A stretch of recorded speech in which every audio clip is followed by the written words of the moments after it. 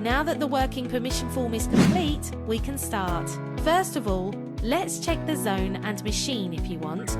You can tell us what kind of precautions we should take by clicking on the objects and situations you observe.